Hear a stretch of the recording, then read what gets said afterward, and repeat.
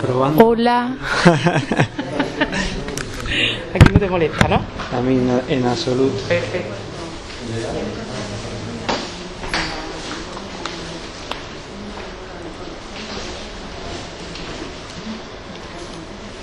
Yo creo que aunque falten sillas vamos a ir empezando porque si no... Bueno, ahí está, sí. Son gente para sillas, ¿no? Ahí está, vamos a ir empezando porque vamos con el tiempo un poco apretado y si no empezamos ya nos tiramos aquí hasta mañana. Lo primero, presentarme yo soy Antonio Valenzuela, ya aquí hay gente que me conoce, gente que no. Soy fisioterapeuta, como ya veréis con el acento, soy de Granada, es bastante obvio, pero trabajo con nutrición ortomolecular. Trabajo en una clínica, mi clínica en Granada, en la que trabajo con fisioterapia y también hago un concepto más integrativo en el cual pues utilizo nutrición, utilizo productos de suplementación. Aparte de eso, pues doy algunos cursos de formación, ya siempre lo digo, hoy me veis aquí hablando, mañana puede que yo esté sentado con vosotros en alguna butaca porque voy a muchos cursos y conferencias. Y este año, Ana, el año pasado, me dijo: oye Antonio, por favor, a ver si pudieras preparar una charla para preparar el otoño, preparar el invierno, preparar todos los problemas que acarrea con medicina natural, para la gente de aquí de Bután, para gente de herbolarios, total. Y yo se lo dije, digo, yo por mí, ya sabes, encantado. Y aquí fue donde estaba este señor que está copiando, que es Pedro Pablo, el delegado de Solaray. Es, como digamos, colaborador mío y bueno, yo soy cliente suyo, él es paciente mío, es amigo, hay una muy buena relación y ellos fueron los que se brindaron a hacer que hoy este curso pues no lo tengáis que pagar, que sea un curso gratuito. Entonces ellos fueron los que se brindaron a pagarlo el curso, se brindaron a patrocinarlo y aquí estamos hoy pues gracias a este caballero. Si después tenéis cualquier duda sobre productos o algo, ella después os pasará también el contacto para que le preguntéis para las visitas profesionales de sus productos. Ya aquí quien haya estado en alguna charla mía va a ver muchas cosas nuevas, pero de muchos productos ya os sonarán, porque ya sabéis vosotros que yo siempre hablo de Solaray, no por nada, sino porque es la casa con la que yo trabajo con mis pacientes. Entonces para mí el curso de hoy es un curso muy sencillo, un curso muy fácil de dar, porque no es un curso que me encarguen que yo prepare para alguien, sino es lo que yo hago en mi práctica diaria, poner una diapositiva y trasladarlo a vosotros. Porque lo que hay aquí es verdaderamente, yo lo prometo, que es con lo que yo trabajo, es con los suplementos que yo utilizo con mis pacientes y de la manera que utilizo y la marca en la que yo utilizo. Entonces ya os digo que para mí en ese aspecto es sencillo. Entonces ya veis el título, a ver si, bueno, se ve regular. Título muy rimbombante: terapia de suplementación ortomolecular en los trastornos de otoño e invierno. Y esto no lo tendrá. Sí, eso es una cosa importante, ¿verdad? No os preocupéis por la toma de apuntes. Todo lo que viene ahí, después lo vais a tener, yo os diré al final de la charla, como yo lo colgaré en un correo electrónico para que todo lo podáis bajar, no tengáis problemas. Después Pedro Pablo, que para mí es Pedro Pablo tendrá también esa presentación, que después si tiene algún problema o la quiere dar, pues él también la va a tener. Y aparte lo están grabando por vos, también lo editarán y también lo tenéis. Que no os busquéis copiando. Si hay algo que vosotros tenéis especial interés, queréis tomar las notas, pues perfecto, pero que en principio no, por eso no vais a tener ningún problema. ¿Quieres decir algo, Pablo? No, solamente me digas tú cuando vamos a hacer el intermedio, más o menos, cuando yo te avise. Pues mira, son las 4:30, pues sobre las 6 aproximadamente. 6:15. Y las cosas que nos han dejado en una silla, tenían que haber puesto, no lo han hecho, una especie como de plantilla para que nos pusieran vuestros datos y bueno, a ver si tenéis algún tipo de contacto con nosotros para hacer una visita profesional, si hay algún tiempo de crédito y tal.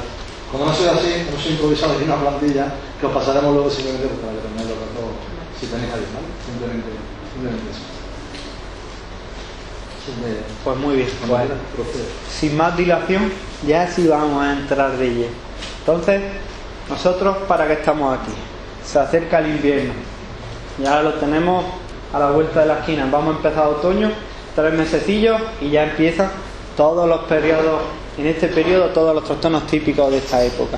Ya cada vez que nos peinamos decimos: jolín, este pelo ¿de dónde ha salido?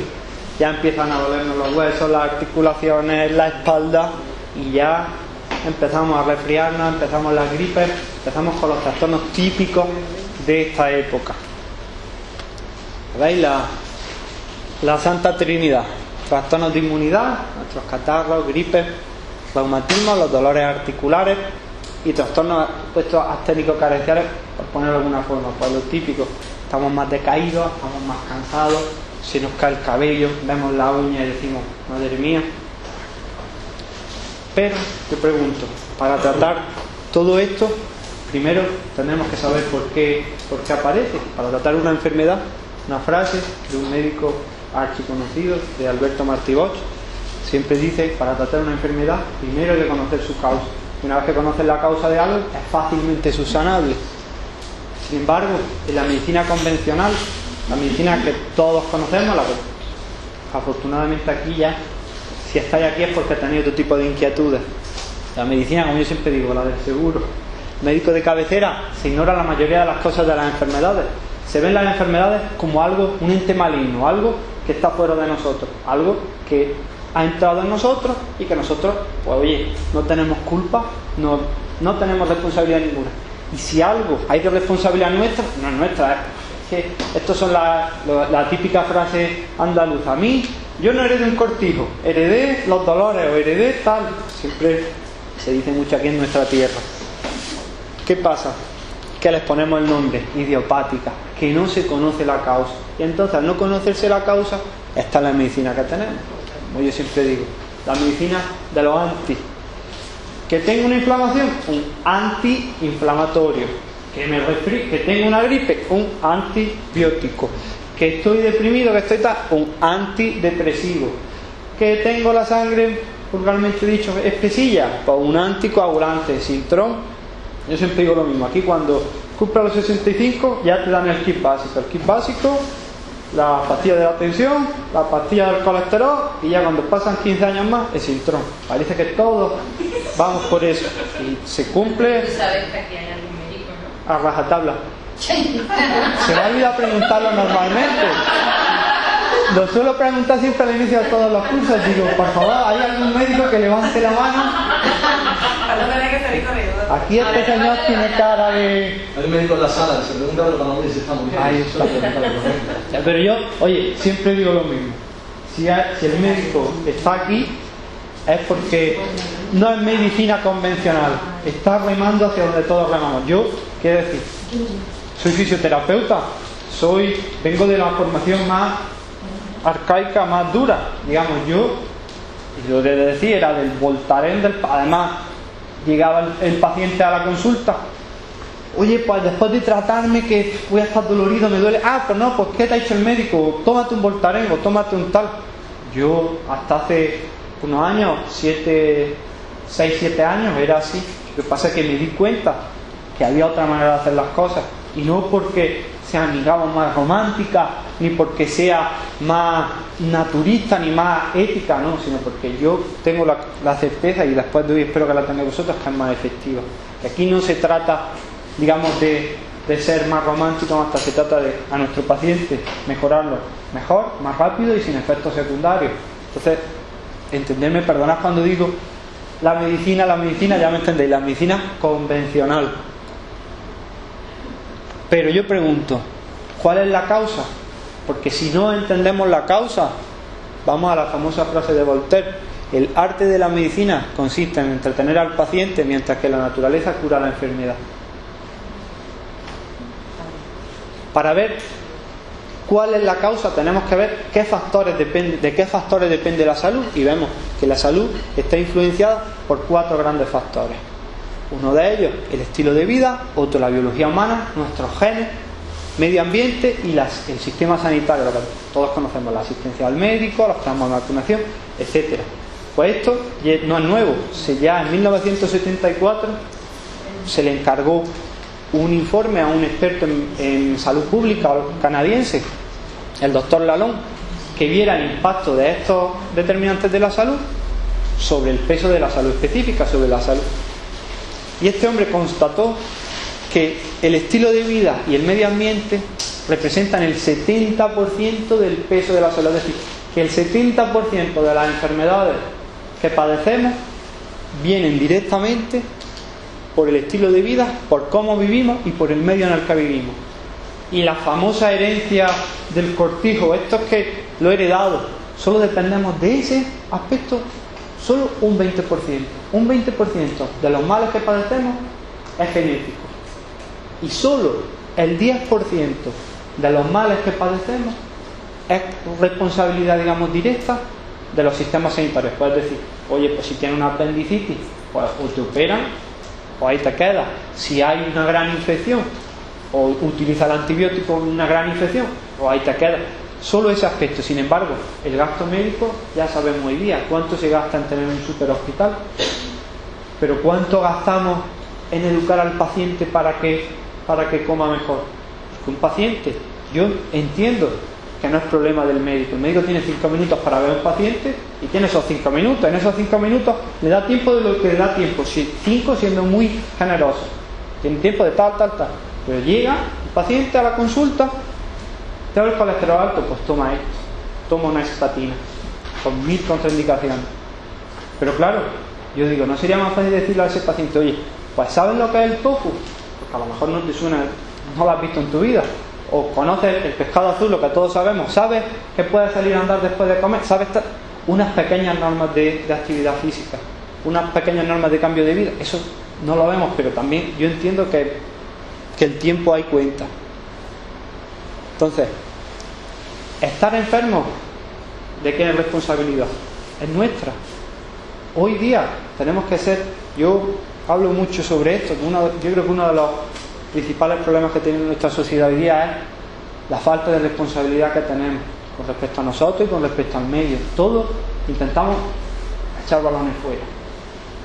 No es dar una lección de moral, perdonadme, pero que yo creo que es así. Entonces, y la enfermedad es el primero, no, yo tengo este dolor y esto pues me lo tiene que curar el médico, me lo tiene que curar el fisio, porque esto no es culpa mía.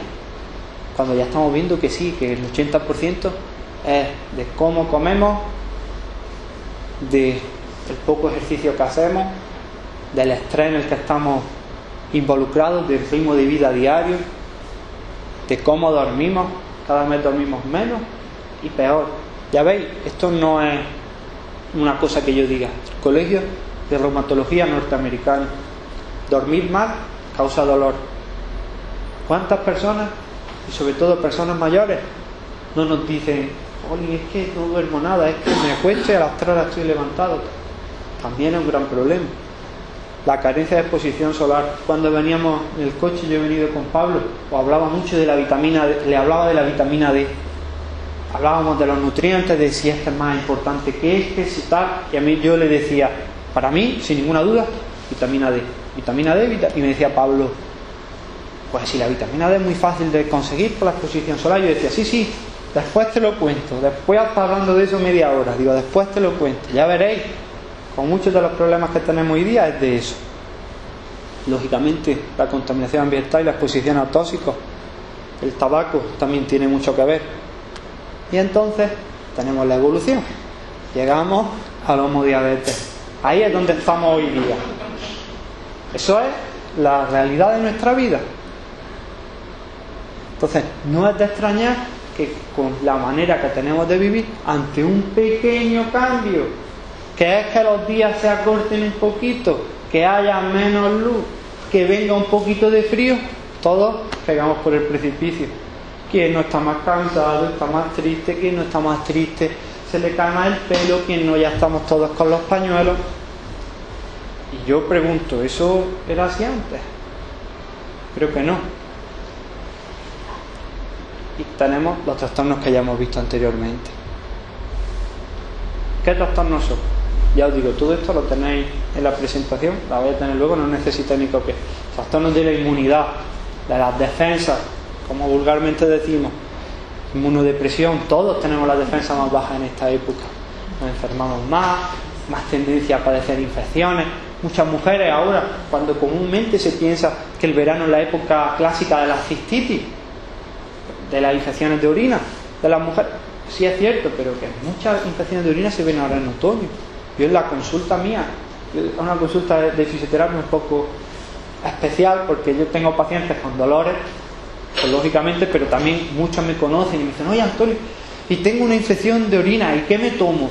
O tengo tal, y ahora lo veo mucho en esta época del año, esas infecciones de orina. Vemos los catarros, vemos la gripe, es lógico. Trastorno, lo que os digo, técnico carencial, estamos deprimidos, el trastorno depresivo estacional que se llama. El otoño y depresión muy unidos. Las personas que tienen depresión mayor, unas personas que tienen gran depresión, vemos como en esta época del año esta época, otoño y primavera son dos épocas muy importantes. Insomnio, la astenia otoñal, lo que estaba diciendo, pelos y uñas frágiles. Ahora esta es la época. La psoriasis, ¿sabéis lo que es la psoriasis? Una enfermedad tiene también un carácter autoinmune, una enfermedad, digamos, que es que nuestro cuerpo también ataca a zonas, digamos, a la piel, por decirlo de alguna forma, una alteración de nuestro sistema inmunitario que hace que la piel se nos descame, que tengamos problemas descamativos. También vulgarmente, y no es la misma enfermedad, pero la podemos asociar a los típicos eczemas que aparecen ahora en esta época. Y el reumatismo, la época estrella.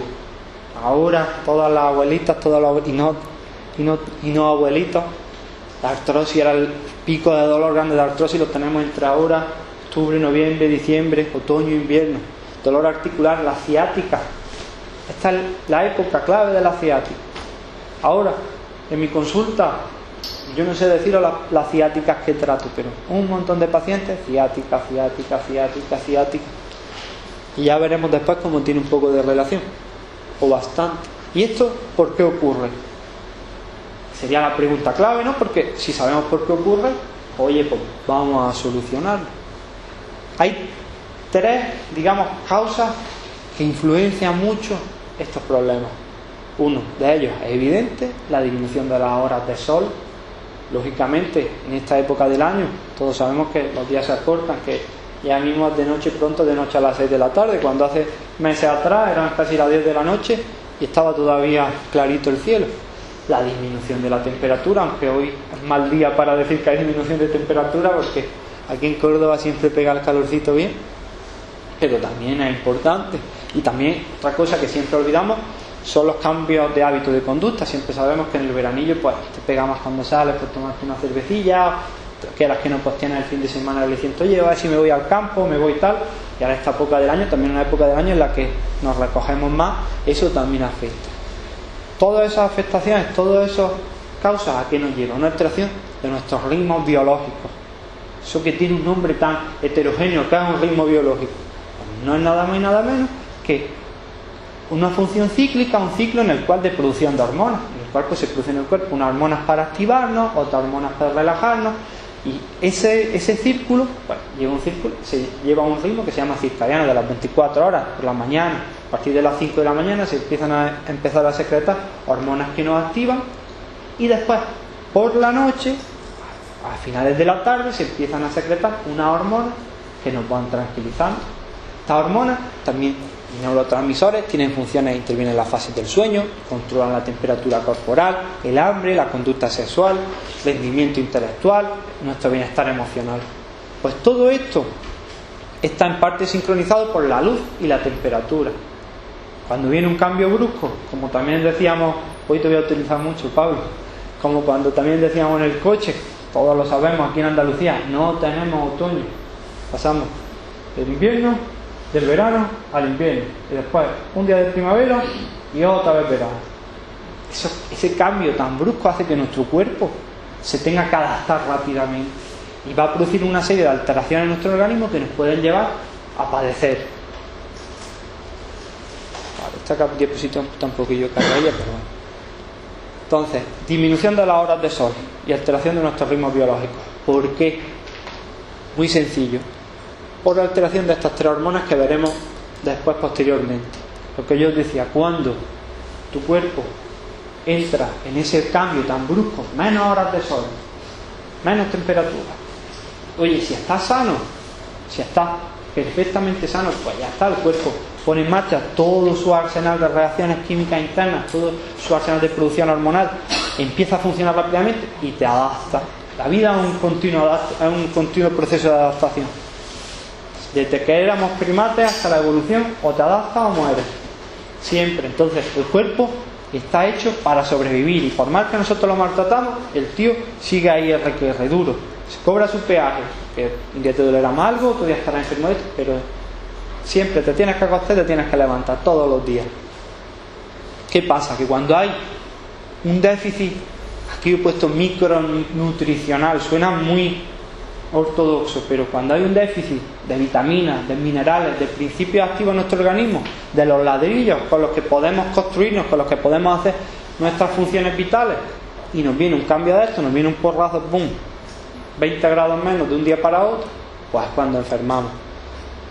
Y ahí tiene mucho que ver estas tres hormonas: la melatonina, la serotonina. La melatonina es la famosa hormona del descanso, hormona que se sintetiza a partir de las 7, 8 de la tarde y tiene su pico máximo sobre las 11 de la noche.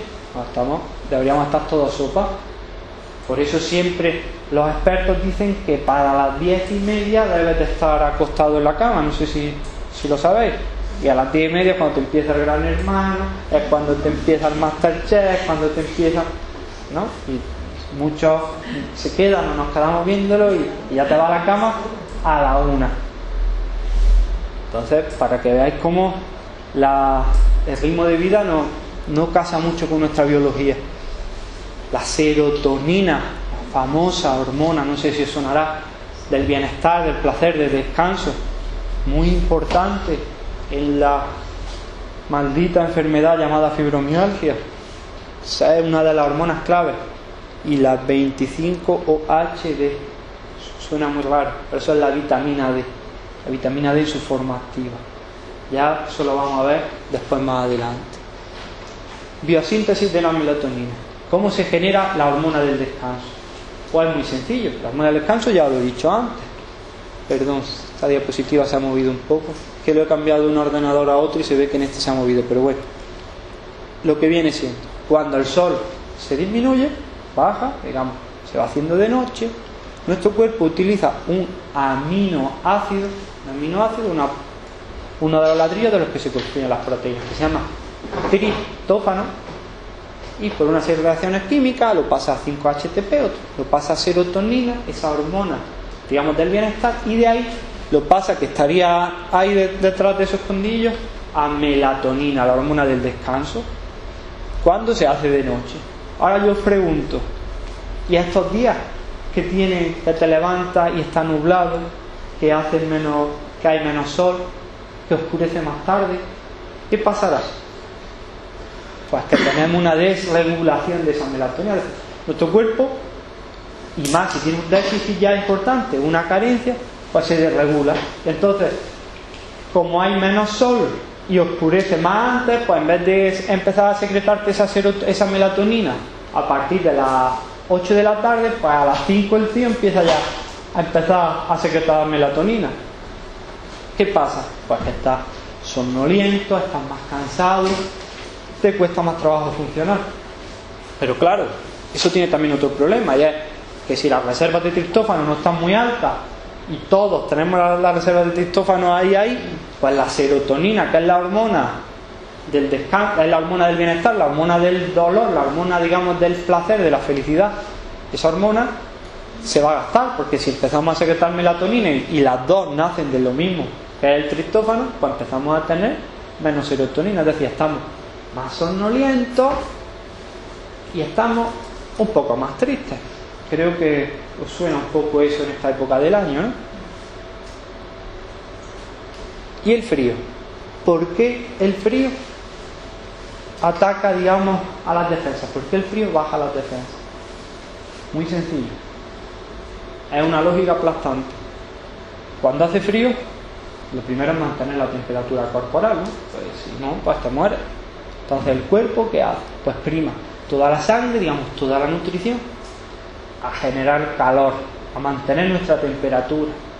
Y entonces ese resto de energía que queda ya no es suficiente para primar otras funciones. Una de ellas es la función inmunológica, es decir, el cuerpo prima estar vivo a tener un poder defensivo alto, y todavía más, esa sangre se mueve a los órganos internos para mantenernos calentitos y a los órganos externos la piel, la mucosa del intestino, el tracto respiratorio, que son las zonas más externas que tenemos, ahí hay menos sangre, menos poder defensivo, porque esas células van a pasar más hambre. Entonces tenemos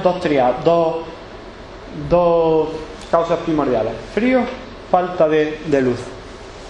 Y eso nos lleva a lo que os decía, a ese problema, al homodiabetes. Entonces, ¿qué tenemos que hacer? Pues poco a poco ir recuperando nuestro sistema de salud para llegar al bienestar. Perdona, aquí pongo medicina integrativa. La medicina integrativa es un concepto, se ve mucho en Estados Unidos, aquí poco a poco está entrando, que es por lo que yo creo que debería ser la medicina integrativa. La medicina integrativa entra con la droga farmacéutica, pero también entra el ejercicio, el estilo de vida, los suplementos herbarios, las plantas, la nutrición, digamos, todo lo que nos vaya a mejorar, pues ahí lo tenemos. Oye, que si hay que tomar un antibiótico, pues se toma, y lógicamente si tiene una apendicitis, pues hay que operarla, que la medicina está ahí y es importante y salva vidas todos los años, y tenemos grandes médicos que nos ayudan, pero no es todo, te quiero decir. Lo que hablaba también en el coche antes, que nosotros no hay una cosa, una verdad única. Yo lo que estoy contando aquí es un punto de vista, pero también hay otras cosas que son necesarias. Esta frase la utilizo yo mucho con los pacientes. La enfermedad, en la mayoría de los casos, es el fin de un camino que nosotros hemos andado pasito a pasito. Nosotros no llegamos, yo les digo, el vasito, imaginaros el vaso, la gota que va cayendo, pam, pam, hasta que al final la última gota colma el vaso. Dice, jolín, si yo estaba bien y lo único que hice fue agachar, ¡clac!, y me quedé ahí pillado. Yo digo, sí, pero es que a lo mejor esa ha sido la gotita. La gotita ha sido eso y todo lo que lleva haciendo años atrás. Si yo estaba perfecto, estaba genial, no tenía ningún problema, pero salí a la calle y se me olvidó el suéter y ya tengo la gripe. Eso es esa gotita. Una frase muy famosa que a mí me gusta mucho, una frase de Edison, ya años atrás, en la que él pronosticaba cómo sería el médico del futuro. Y él decía que el médico del futuro no se centraría tanto en mandar medicamentos ni drogas a sus enfermos, sino que se preocuparía más de ese enfermo en cuanto a su salud mental, su manera de entender la vida, su dieta y sus hábitos saludables, sus hábitos de vida. Yo no sé para lo que Edison era el futuro, digo, porque todavía el 2014-2015 no lo es. Y entonces, mi propuesta de hoy, ¿cómo mejorar el sistema de salud? Nutrición ortomolecular. Eso me decía Pablo, perdón.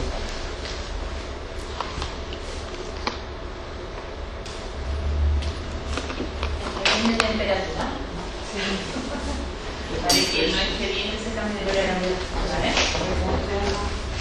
Lo que hablábamos. ¿Qué es la nutrición ortomolecular? ¿Da grandes dosis de vitaminas? ¿Da grandes dosis de minerales? Pues depende, porque por lo que para uno depende de cómo se mire, porque para lo que uno son grandes dosis, para otros pueden ser dosis correctas. Ya lo vamos a ver. Un término acuñado por Linus Pauling. Pauling, al que muchos denostan y al que muchos tildan casi como un curandero, obtuvo no uno sino 2 premios Nobel. Entonces sus afirmaciones puede solo que fueran algo encaminadas, porque que yo tenga entendido, bueno, excepto el de Obama, que no le dan un premio Nobel a cualquiera. ¿Qué sería la nutrición ortomolecular? Orto significa correcto, pues entonces sería dar los nutrientes adecuados en una dosis correcta para que nos permitan funcionar de una manera lo mejor posible. ¿Esto qué significa? Que nosotros no tratamos enfermedades, sino tratamos a un individuo enfermo. Eso es bastante importante. Yo me decían en un curso anterior que yo estuve dando, uno de los asistentes en el juego de preguntas me decía, Antonio, es que yo nunca he visto a ninguna persona curarse con una planta o con un vitamina o con un tal. Y yo le decía, pues no sabes lo que me alegro de él, tío, porque es cierto, ninguna persona se va a curar por un suplemento de plantas, de vitaminas. La persona se cura ella es la que se cura, no lo cura las vitaminas. Esas vitaminas, esos minerales, esos antioxidantes, lo que van a hacer es darle al cuerpo los nutrientes necesarios, las herramientas necesarias para que ella misma ponga los procesos de curación en marcha y se pueda curar, porque nosotros no curamos, sino ya estamos forzando la maquinaria, la medicina de los anti. Bloquear al final nos cuesta un precio, y ese precio son los efectos secundarios, que ya todos sabemos que son bastante elevados los de la medicina convencional. Entonces, ¿qué es para mí la medicina ortomolecular?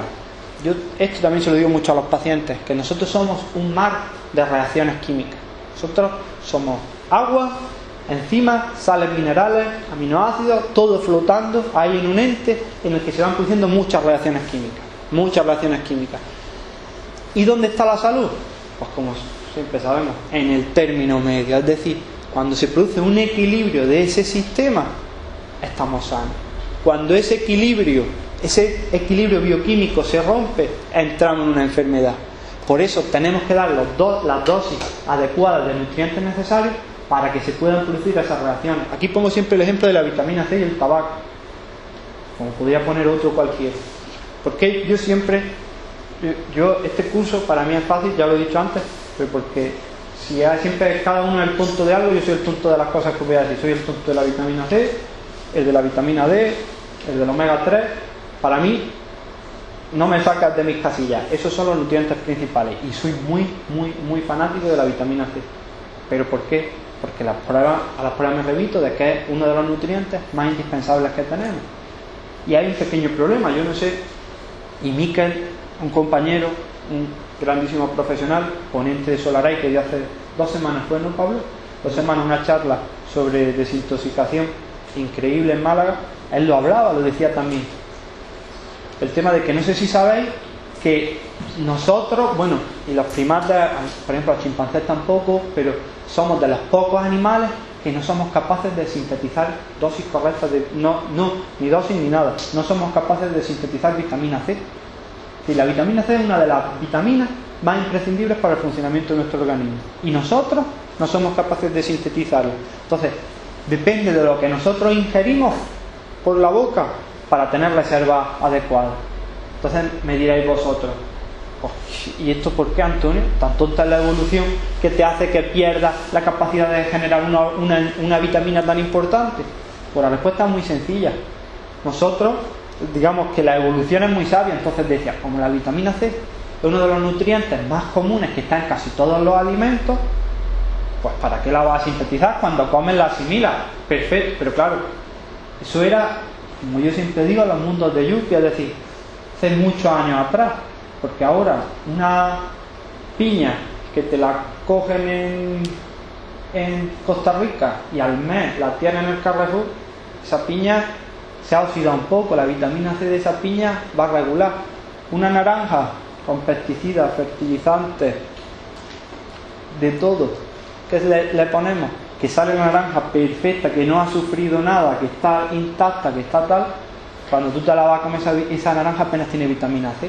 Ya lo veremos un poco más adelante, pero que los nutrientes que nosotros ingerimos, que técnicamente pensamos que están muy ricos, por ejemplo, brócoli, una fuente de vitamina C estupenda, y eso es cierto, no voy a decir que no. Yo siempre digo que hay que comer brócoli 2 veces a la semana, pero no sé si sabéis que si el brócoli hervido, al vapor menos, crudo, lógicamente lo conserva, pero si el brócoli se hierve o se fríe, o el famoso brócoli, yo soy muy enemigo del microondas.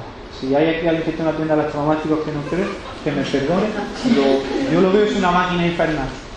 Entonces, es que así, es que es una cosa antinatura. Entonces ese típico brócoli que se vende, que además lo ves, pone brócoli al vapor del Mercadona y te pone preparación 2 minutos en el microondas, que sale, pues imagina ese brócoli cuando tú le has metido una radiación que es cancerígena, cuando te lo comes, ¿qué vitamina C va a tener? Ninguna, si es que no tiene vitamina C. Es que es así, es que esto suena muy extraño, pero es que es así. Entonces después nos extrañamos que un día venga el frío y estemos al día siguiente todos enfermos. Pero es por esto. Entonces, ¿qué es la... ¿Qué? Ah, perdón. ¿Eso qué tiene que ver eso? Pues mirad, el tabaco es un oxidante. Gracias por la aclaración. 2 horas más de vitamina C, al final no lo explico. El tabaco es un oxidante fabuloso que oxida el cuerpo, pero quien dice el tabaco dice el humo de los coches. Y aquí Córdoba no es muy grande, pero ya tiene bastantes coches. Granada tampoco es muy grande, pero también tiene bastantes coches. Que uno que viva en Barcelona, que viva en Madrid. O sea, la polución ambiental machaca la vitamina C, la machaca. Entonces, es lo que yo digo siempre: si no puedes dejar de fumar, al menos nunca dejes de tomar vitamina C. Al menos, no, ya sé que no es la solución, pero sí, o mientras que estés intentando, debes de tomar vitamina C, porque es que la estás destruyendo por otro lado, es que la estás destruyendo a pasos agigantados. Con eso, lo mismo digo con la polución ambiental. La polución ambiental machaca los niveles de vitamina C. Nutrición ortomolecular: una dieta adecuada y unos suplementos. Aquí es donde tenía que haber explicado anteriormente. A mí siempre me preguntan, y claro, y hoy lógicamente si estoy dando una charla para una casa de productos de suplementación, con más motivo voy a hablar de ellos, pero siempre en la consulta mis pacientes me dicen, por ejemplo, con uno de mis nutrientes estrella, que después, aunque no está en el curso, hablaré un segundo de él, el magnesio. Yo soy muy fanático del magnesio. Y yo siempre digo lo mismo: aproximadamente la tasa de prevalencia de déficit de magnesio en el mundo es del 50%. Es decir, que de los 20 y tantos, 30 que estamos aquí, 15 tenemos déficit de magnesio. Así de claro es. Pero después, el 100% de esos pacientes, y yo siempre digo lo mismo, que el 100% de los pacientes en una clínica de fisioterapia tienen dolor, tienen niveles de magnesio bajo. Siempre me preguntan los pacientes: ¿y qué tiene magnesio?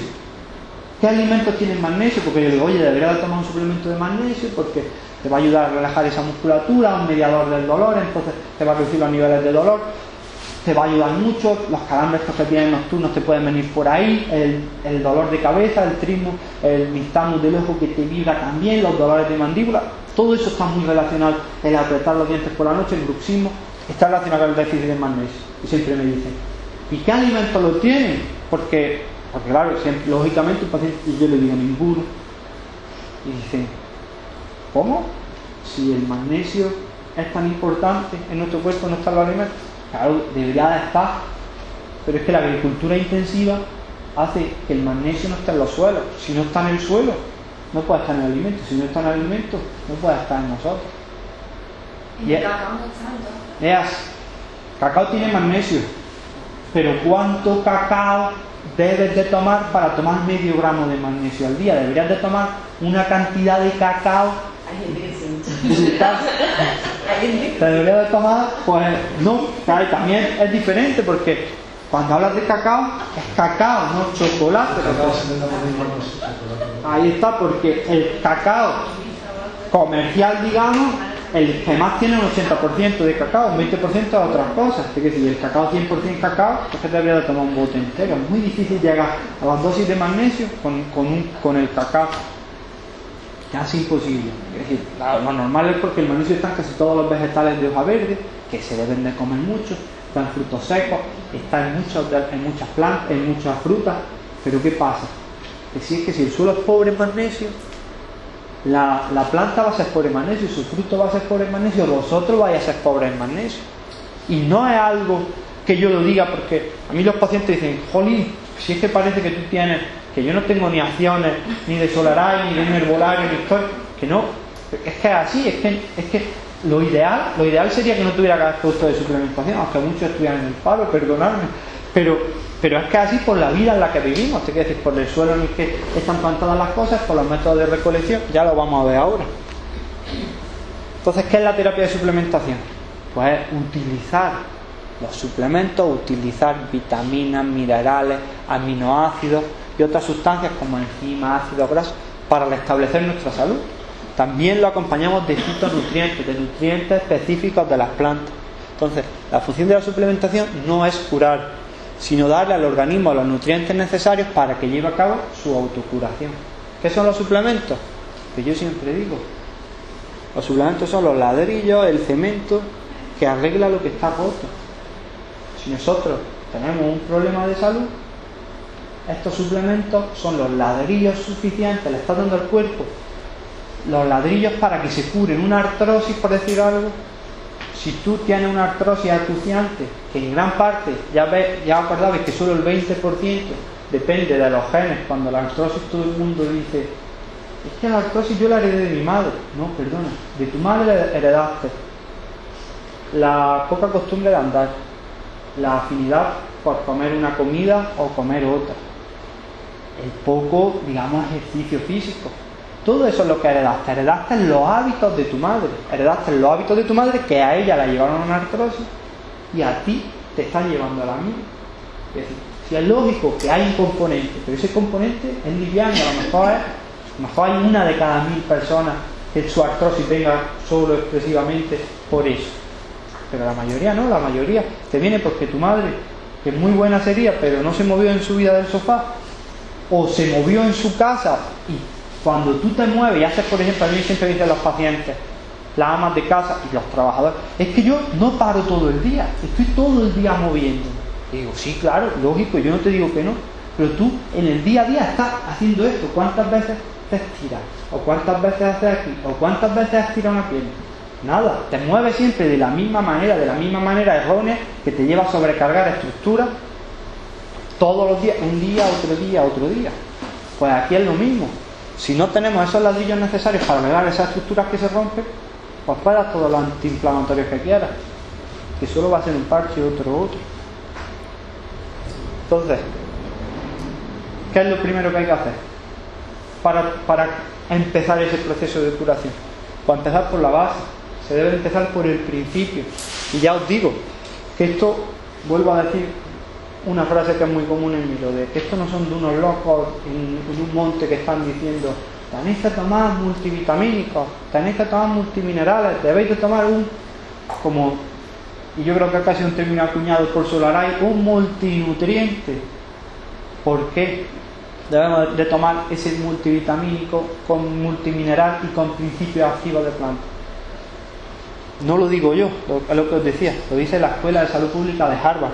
Harvard, ya en su escuela, una universidad que por lo menos fama tiene. Yo siempre comento lo mismo, que cuando Harvard dice algo hoy, dentro de 20 años nosotros empezamos a hacerle caso y ya decimos, eso ya, pero cuando llegamos en el 2036, que ya todos estamos tomando multivitamínicos, espero que sea antes, ya diremos, jolín, si eso en el 2015 ya lo decía Harvard. Harvard dice que la mayoría de las personas no consumen la cantidad óptima de vitaminas en la dieta, por lo que parece prudente recomendar un uso regular de un suplemento multivitamínico. Eso es imprescindible. Es decir, todo tratamiento que venga desde un punto de vista ya no solo naturopático, médico, debería de venir con esta base, un multivitamínico para, digamos, al menos empezar a subsanar las carencias que vienen de base. Miquel García de Correo, ya os comentaba antes, ponente de Solaray, dice una frase que a mí me gusta mucho. Dice, si os fuerais en una isla desierta y no os pudierais llevar, solo pudierais elegir una cosa que llevaros, ¿qué pediríais? Un multivitamínico. ¿Por qué? Porque tiene, sí, a lo mejor no tiene grandes cantidades, porque claro, a mí también me dice la paciente, oye, ¿y por qué si el magnesio es tan importante? ¿Por qué no lleva toda la cantidad que se necesitaría? ¿Por qué si la vitamina C necesitamos medio gramo, por qué solo lleva 60? Y le digo, muy fácil, porque una pastilla es una pastilla, es 1 gramo de pastilla, 1 gramo 200 con mucho. Esa pastilla pues lleva la cubierta, lleva antiaglomerantes, digamos, de productos, solo puede llevar, de suplemento solo puede llevar con 700 miligramos. Pues si necesitas 400 miligramos de magnesio al día, ya la pastilla estaría totalmente llena.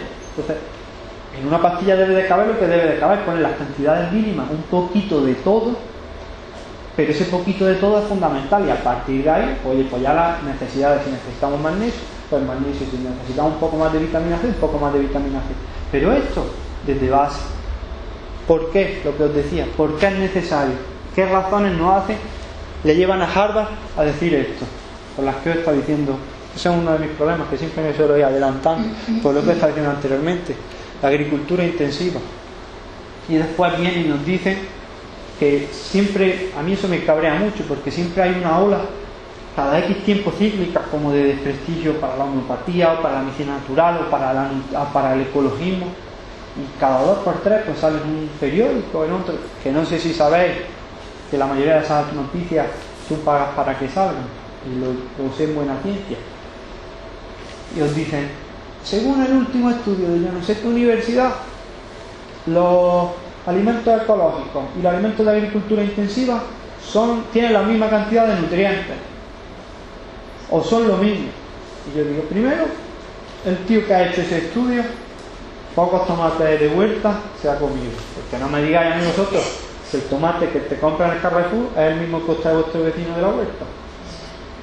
No es lo mismo, no se parece en absoluto.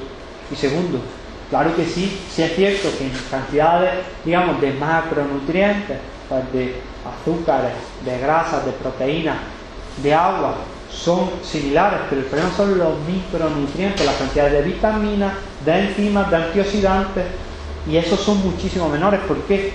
Muy sencillo. ¿Por qué tiene la planta los antioxidantes? ¿O por qué tiene la planta muchas enzimas que son beneficiosas para nosotros? Por ejemplo, el resveratrol, famosísimo. Ahí tenéis una fotito del resveratrol de Solaray. ¿Por qué es tan famoso el resveratrol? Porque le llaman la molécula de la longevidad. Y el resveratrol no es nada más que un extracto, un principio activo que está en la uva, en el ollejo de la uva, en la piel de la uva, que hace que no le ataquen los hongos. Entonces, cuando tú utilizas una agricultura intensiva, en la cual a la planta le das fertilizantes, la cubres, la proteges, la pones en un hábitat de superprotección, esa planta no va a desarrollar esos antioxidantes, no va a desarrollar esos principios activos que la salvan, digamos, del medio en el que vive. ¿Por qué? Porque ya está protegida. Entonces, si ella no los sintetiza, tú no te los comes. Si tú no te los comes, ya tienes esa carencia. Los suelos empobrecidos, la recolección de vegetales inmaduros, como he dicho, el transporte y el almacenamiento, se degradan muchas vitaminas, pero la C y el magnesio es de las cosas que más se pierden. El procesamiento de esos alimentos, nosotros al cocinar los alimentos, al freírlos, al tostarlos, al hervirlos, se pierden muchas vitaminas. Y lógico, las situaciones de riesgo, lo que yo decía del tabaco, ante un estrés mantenido en el tiempo, que eso no es fisiológico, nuestro cuerpo no está acostumbrado a ello, se va a producir una gran necesidad de vitaminas del grupo B, más de lo normal. Entonces, todo lo que pasa de lo normal, ya los alimentos no pueden satisfacer esa necesidad. ¿Por qué? Porque nuestro cuerpo no ha evolucionado a la par que esas necesidades. Nuestro cuerpo sigue teniendo necesidades de cuando no había estrés, de cuando no había tabaco, de cuando no había coches, de cuando no había polución. Entonces hay determinadas situaciones, estrés, hábitos nocivos, ejercicio físico, tanto el extremo como la falta de ejercicio, que hacen que nuestro cuerpo requiera unas necesidades nutricionales más altas de lo normal, y no se las estamos dando. ¿Veis? Volviendo, ya sé que divago un poco, pero volviendo al tema en el que estamos, vemos cómo la administración de un multivitamínico, multimineral, un multinutriente, esto fue un estudio de revisión en el cual vieron muchísimos estudios para llegar a las conclusiones de cuáles son sus beneficios. Entonces vemos en el tema que a nosotros nos atañe cómo la suplementación diaria con un multinutriente nos lleva a mejores niveles de energía, mejores estados de ánimo y menores niveles de estrés, mejora el sueño, mejora nuestras defensas y actúa sobre la inflamación. Eso simplemente tomando un multinutriente todos los días. Ahora, otro de los pilares importantes es el intestino. Ya yo no voy hoy a descubriros nada, todo ya está descubierto. Esto, digamos, que es volver a las raíces de la naturopatía, volver a las raíces de esa medicina tradicional. ¿Por dónde hay que empezar a curar al cuerpo? Por el intestino. Ya se hablaba antaño de que el intestino son las raíces de un árbol llamado cuerpo. La salud intestinal es básica en el mantenimiento de la salud, y en esta época del año aún más. ¿Por qué? ¿Cuáles son las funciones del aparato digestivo? ¿Cuáles son las funciones de nuestro intestino? Todos conocemos más o menos las funciones más esenciales. digerir los alimentos que comemos, absorber esos nutrientes y evacuar esos desechos. Eso, sí, digamos que es lo más básico que nosotros sabemos. Pero también la defensa de nuestro organismo es básica. ¿Por qué? Porque el aparato digestivo, nunca perdáis el norte en este aspecto, es la parte del cuerpo que más expuesta está al exterior, la parte más amplia del organismo que está expuesta al exterior, porque si vemos nosotros, está dentro de nuestro cuerpo, pero tiene acceso fácil desde las dos cavidades, desde el ano y desde la boca, al intestino se llega fácilmente. Entonces el intestino verdaderamente, aunque lo veamos dentro de nuestro cuerpo, es exterior, es vulnerable. Entonces, para que sea exterior, para ser vulnerable, debe estar bien protegido. El 80% de las células que nos defienden están en ese tracto gastrointestinal. Y es básico, lógicamente, para permitir la entrada de los nutrientes, pero frenar a los patógenos, decirles, aquí no entres. Pero claro, el siguiente paso de una entrada de un patógeno es a sangre y de sangre al organismo. Entonces, esa función de defensa del organismo, ¿cómo la hacemos? La hacemos con la llamada primera línea de defensa, que son una estructura que se forma por tres partes. La primera de ellas son la flora intestinal, que ya cada vez se está escuchando más y cada vez está cobrando, yo creo que la importancia que merece.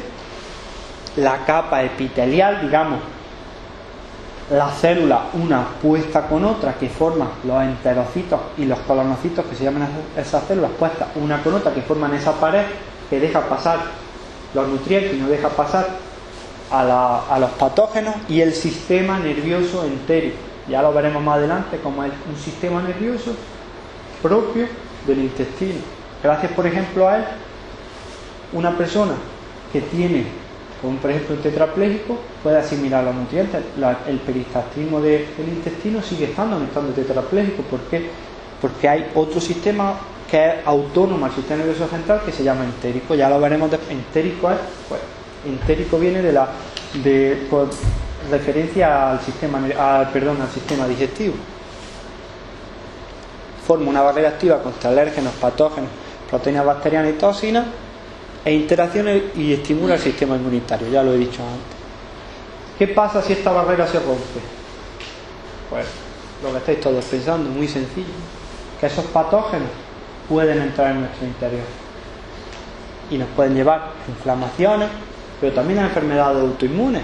Muchas alergias vienen por este problema, por una entrada masiva de alérgenos, de patógenos, de microbios en nuestro interior, pero problemas de dolor crónico y también alteraciones de nuestro estado de ánimo. Todo eso puede venir de esta ruptura de la barrera. Aquí es donde yo quería llegar, porque aparte de esta función de defensa, el intestino juega un papel protagonista en la inflamación. Cuando sistémica se refiere a todo el organismo, en el dolor y en la inflamación de todo el organismo. Vosotros me diréis, ¿cómo desde el tubo digestivo puedo tener inflamación de hombro, o de rodilla, o del dolor de espalda? Sí, ahora lo veremos. También juega un papel primordial en las emociones y en el estrés. Por eso se le llama el segundo cerebro al sistema nervioso entérico. Está formado, mirad, la diapositiva se ve un poco mal, pero después cuando la tengáis vosotros, cuando yo la pase, lo veréis muy bien. Aquí se ve todo esto que es amarillillo, así, son las neuronas que están rodeando al tracto digestivo. Esa imagen es muy muy bonita. Entonces, ese sistema nervioso entérico se forma por 100 millones de neuronas que están tapizando, están, digamos, forrando todo ese tubo digestivo, y controlan lógicamente el peristaltismo, controlan que ese intestino pues se mueva de la forma correcta para que el bolo alimenticio pueda ir pasando, se puedan ir asimilando sus nutrientes y pueda evacuar los desechos. Pero también interviene en la inmunidad, interviene en nuestras defensas e interviene en nuestro estado de ánimo y en la función de nuestro cerebro. ¿Por qué? Porque para que este sistema nervioso entérico funcione necesita de unos neurotransmisores, de unas sustancias que facilitan los contactos entre neurona y neurona, que son iguales a neurotransmisores que alteran las emociones, el dolor, el estrés, como son sustancias P, eicosinoides, que ya lo veremos después, que son hormonas inflamatorias, la noradrenalina y la serotonina. ¿Os acordáis de la serotonina que os decía al principio que era la hormona del bienestar? Pues la serotonina, el 80 o 90 incluso por ciento de la serotonina del organismo se sintetiza en el tubo digestivo. Mirad, yo os voy a poner un ejemplo. Parezco el abuelo Cebolleta, pero una paciente con un Parkinson bastante importante. Parkinson es una enfermedad del sistema nervioso en la cual se produce una alteración en las conexiones de la sinapsis, de las conexiones entre neurona y neurona, que ahí se produce una alteración de unos receptores, de unos neurotransmisores que hacen que el movimiento no fluya de la manera que debe fluir. Entonces es una enfermedad en la cual cuesta trabajo moverse, se llama un movimiento en rueda dentada, cuesta trabajo hablar, la capacidad cognitiva va más lenta. Digamos que uno de los raíces de ese Parkinson está en la serotonina. Entonces, ahora hay muchos estudios que esto ya lo están diciendo, que dicen que los pesticidas, el uso de los fertilizantes, que la alteración del tracto intestinal juega un papel primordial en ese Parkinson. Lógico, si tú estás tomando algo que te ataca, que no le hace bien a ese intestino, ese sistema nervioso entérico va a sufrir, y al sufrir ese sistema nervioso entérico, la producción de serotonina del organismo se va a ver afectada. Entonces, yo cuando os decía lo de la experiencia es lo siguiente: esta mujer, esta paciente, con este gran problema de salud, con este Parkinson, con mucho trabajo, con mucho esfuerzo, la conseguimos llevar a unos niveles de vida aceptables. Esta paciente sale a andar todos los días, es autosuficiente, se mueve, está bien. Una de las cosas de los usos fueron los probióticos, después lo veremos.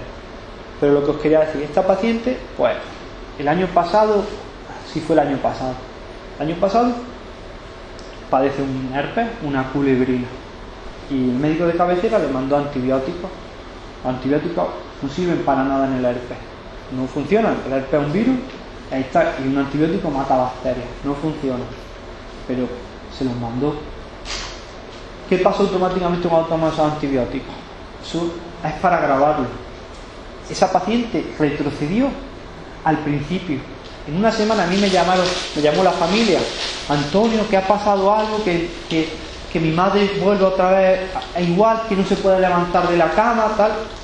Yo fui y le pregunté, oye, y cuando ya, yo súper preocupado, cuando le dije, oye, ¿qué ha pasado? ¿Qué ha pasado en estos días? Pues nada, no ha pasado nada, tal. Y ya le vi el brazo y digo, jolín, ¿cómo tiene el brazo? Dice, sí, esto es que me va a salir una culebrina, pero ya se me está curando, porque ya he ido a un curandero total. Historias para que se me curara, porque lo que me había mandado el médico no se me quitaba. Y yo, ¿y qué te mandó el médico? Y dice, pues esto, me sacó el Aumentin, un antibiótico. Y ya dije, aquí está. Esta paciente, al tomar ese antibiótico, le había arrasado toda la microbiota, toda la flora intestinal probiótica, toda la flora intestinal, digamos, buena del intestino. Eso le había hecho tal daño que ese sistema nervioso entérico se había visto afectado y se había cargado toda la serotonina del cuerpo para medianamente funcionar. ¿Qué pasó? Que la serotonina, el cuerpo la primero actuó y bajó aquí, volvió otra vez a los síntomas del Parkinson. Pues esta paciente, dándole un suplemento, después lo veremos, se llama 5-HTP, y dando un probiótico, en una semana estaba igual de bien que antes de esa culebrina, antes de ser. Para que veáis que las cosas que son tan esotéricas que yo estoy contando, que tal el sistema nervioso entérico, es muy importante. Vemos, y esto no os voy a descubrir América, que en el estómago, en el intestino, está el asiento de las emociones. ¿Quién de vosotros no ha sentido esa mariposita en el estómago? Ya pongo aquí una de las frases de los descubridores del sistema nervioso entérico en el libro de las Lamentaciones: he aquí, oh Jehová, porque estoy en angustia, mis entrañas se conmovieron, mi corazón se revuelve dentro de mí. Ya en la Biblia, en el Antiguo Testamento, se está hablando de cómo las entrañas se revuelven, cómo las tripas se revuelven ante la emoción. ¿Por qué? Por lo mismo, porque hormonas como la noradrenalina, que está en las emociones, también está aquí, también está en el intestino. si nosotros ante una emoción de aquí, esas hormonas activas aquí también se activan aquí, porque hay una relación directa entre el sistema nervioso entérico y el central, para lo bueno y para lo malo. Entonces, ante una alteración de ese sistema nervioso entérico, como puede ser por una mala dieta, pero también puede ser una alteración de la microbiota intestinal por unos antibióticos, se produce una alteración de ese sistema nervioso, el cual está íntimamente relacionado con el sistema nervioso central, el cual ante ese estrés, digamos alimentario, por decirlo de alguna forma, de una mala alimentación, va a responder también con estrés suyo, va a generar hormonas que lo estresan, y viceversa, ante una síntesis de hormonas catecolamina y cortisol por una ansiedad, también va a afectar al sistema nervioso entérico. Entonces, están íntimamente relacionados. Entonces, a mí cuando me preguntan con el estrés que tengo que tomar, y digo, pues empieza por unos probióticos, sí, ¿qué quedan diciendo? ¿Cómo? ¿Unos probióticos para el estrés? Sí, porque lo primero hay que mejorar para que empiece a mejorar. Igual, una inflamación íntimamente relacionada con el dolor y con la inflamación, y con el intestino está, íntimamente relacionado con el dolor y la inflamación. ¿Por qué?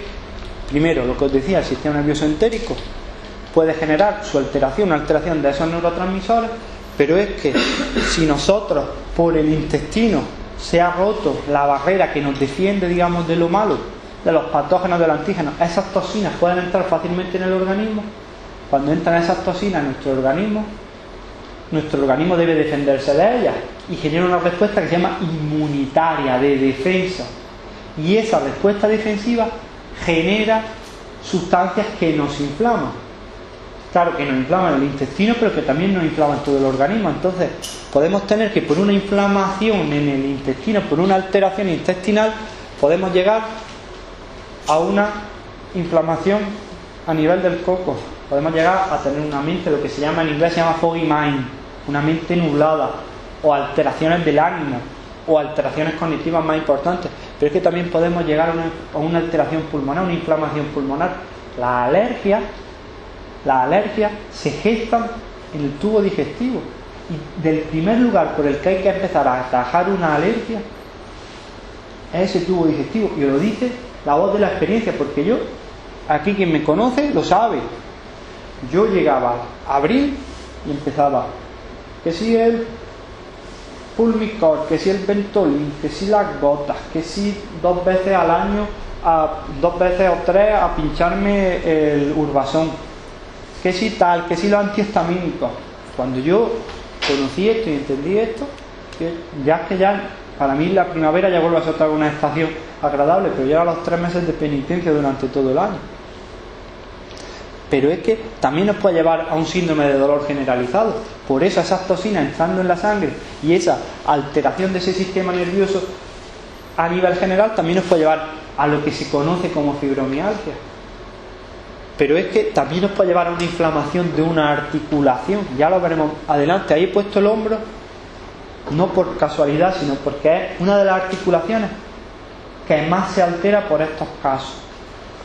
Muchos problemas inexplicables de dolores de hombro. A ti no te ha dolido en la vida el hombro, no ha hecho nada raro para que el hombro te duela, y hoy te acuestas bien y mañana empiezas a levantarte, jolín, qué dolor tengo en el hombro.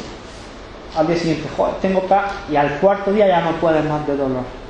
La mayor parte de esos dolores inexplicables de articulación vienen por este problema. La inflamación se ha empezado a gestar en el estómago, ha pasado a sangre y por ahí ha llegado al hombro. Entonces, la mejor manera de empezar a atacar eso es por aquí. Y vuelvo otra vez al abuelo Cebolleta. Una paciente en mi consulta con un hombro, no que le dolía, sino que no lo podía levantar el hombro. Arrasado, el hombro estaba fatal. ¿Qué ha hecho?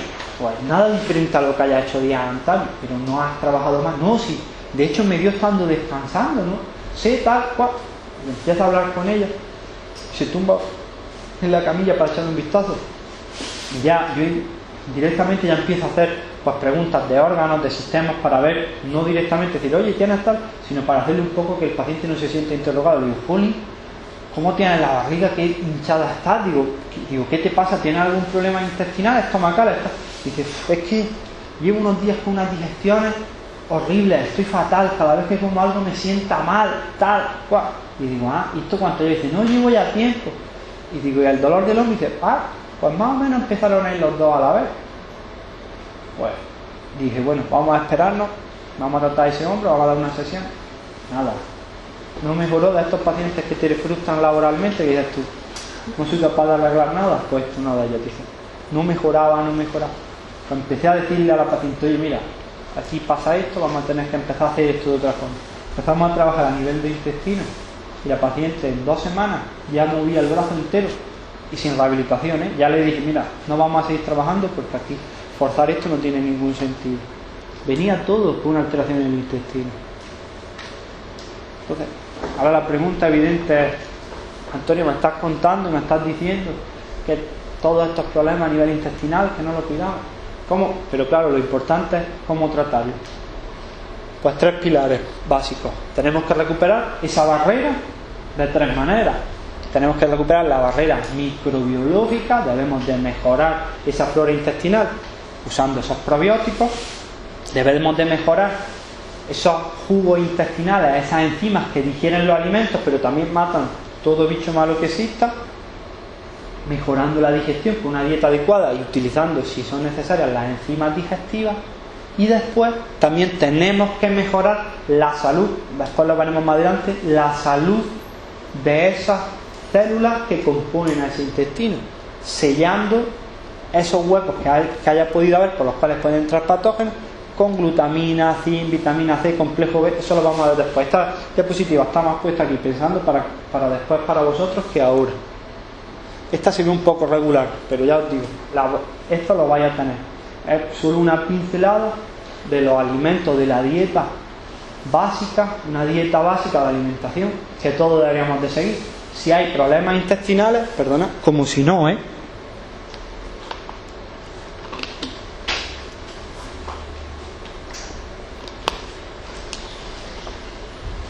la cual anteriormente Susana me decía, ¿y cómo debemos de comer? ¿Cómo debemos de hacer tal? Pues yo lo que os recomiendo es una dieta muy rica en verduras, varios tipos, las brásicas como yo decía, la col, la coliflor, por lo menos siempre brócoli un par de veces por semana, ajo, cebolla, en fin, cereales integrales que no estén modificados como el arroz, la quinoa, sarraceno, muy importante también el uso de las legumbres, las frutas. Yo siempre soy muy amigo de la papaya, de la piña, por razones de los nutrientes que tienen muchas enzimas beneficiosas para la salud, y de los frutos rojos también. Mirad, yo hace poco estuve en un curso en un congreso de medicina anti-envejecimiento y nos hablaba mucho de una planta, de una fruta que todos tenemos aquí, que es la granada. La granada es muy común y nos decía, y a mí me hacía gracia porque tenía que haber un italiano para contarnos aquí en España, donde hay granadas por todos sitios, los beneficios de la granada, y nos decía pues eso, la cantidad de principios activos que tiene. Decía, es que debéis de comer en la época de granada al menos una granada al día. La granada es un fruto rojo, es digamos uno de nuestros frutos rojos. Grasas saludables, pescado azul, aguacate, aceite de oliva, frutos secos, el tofu, que aunque no se vea bien está, alimentos que ahora después lo veremos con efectos terapéuticos que son buenos para nuestro intestino, como son, ya veremos ahora posteriormente, que llaman prebióticos, como la col fermentada, verduras ricas en fibra. Y me dicen, ¿qué es bueno para mi intestino? La remolacha, la espinaca, el espárrago, la cebolla rallada. La piel de la cebolla es muy buena, la piel de la manzana es muy buena. Pero hay otra que si no la he puesto aquí, que también es muy importante, que es la calabaza. La calabaza también es muy buena para el intestino. Y después, ¿qué comida evitar? El gluten, yo soy súper enemigo del gluten. Los lácteos, alimentos con falta de fibra, la falta de omega 3 y sobre todo los azúcares y harinas refinadas. Pero en fin, esto es para que vosotros lo tengáis ahí. ¿Cómo mejoramos nuestra función digestiva? Pues no voy a descubrir nada. Lo que decían nuestros abuelos cuando tenían problemas de estómago, ¿qué decían ellos? La cura del limón. Siempre ante un problema de digestión, pues niño, tómate un limón. Pues es cierto, el zumo de limón, pero también la piña, la papaya, tienen enzimas que nos ayudan a digerir mejor los alimentos. Entonces, pacientes que hagan las digestiones malas, eso es una de las cosas que hay que atajar rápido, porque si estás digiriendo mal, pacientes que después de comer están muy pesados, pacientes que están con muchos gases, esos pacientes están digiriendo mal. Si digieren mal, esos nutrientes se van a pudrir, se van a putrefactar en el intestino, no los va a poder asimilar. Entonces, por mucho que comas, vas a estar sobrealimentado pero desnutrido. Entonces, yo muchas veces no soy tan amigo de los, por ejemplo, con el tema de las proteínas, de estos batidos, como cuando se dice, pues el Meritel, este famoso batido de Nestlé, o otros batidos de suplementación de proteínas. No soy muy amigo de ellos, porque muchas veces el problema que tienen las proteínas no es que no te las comas, sino que no eres capaz de digerirlas, porque, y más cuando va pasando la edad, tu cuerpo pierde capacidad de digestión proteica, entonces cuesta mucho más trabajo digerirla. En esos pacientes que les cuesta trabajo la digestión, es casi obligatorio que tomaran unas enzimas digestivas, unos comprimidos 5 minutillos antes de comer, y va a mejorar eso. Y ahora venimos al kit gordo, el equilibrio de esa flora intestinal. ¿Cómo vamos a equilibrar esa flora? Primero, la flora intestinal es básica para la salud del organismo, porque ya hemos visto que el intestino es la raíz, digamos, de toda la salud general del cuerpo. Y si la flora intestinal es básica en el intestino, pues lógicamente esos probióticos, esa flora positiva va a ser súper importante en esa salud. Entonces, aquí tenemos el equilibrio, lo que yo os digo. En el intestino tenemos dos actores, los buenos de la película y los malos. Los buenos son los probióticos. Probióticos son los microorganismos que ejercen efectos positivos, que ejercen efectos beneficiosos para la salud. Y después tenemos los patógenos, que son, pues, lógicamente, como su nombre indica, los que nos generan problemas, generan patología. Entonces ellos coexisten en nuestro tubo digestivo y debe haber un equilibrio para que haya una salud. Es decir, siempre los buenos deben de ganar a los malos. Pero ¿qué pasa cuando se produce una disbiosis? Una disbiosis es una alteración de esa flora intestinal. Pues puede que los malos ganen a los buenos. ¿Cuáles son los malos principalmente? Hay dos que son los que más fácilmente son reconocibles. Uno es la Clostridia y el otro es la Cándida. El hongo, son dos hongos. Bueno, la Cándida, el otro es una bacteria, pero que son muy famosos.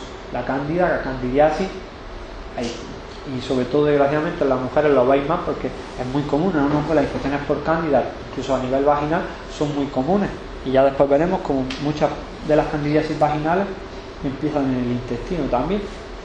Entonces, cuando se produce una dislocación, cuando se produce un aumento de las bacterias patógenas y una disminución de esas bacterias positivas, pues entramos en problemas, entramos en disfunción.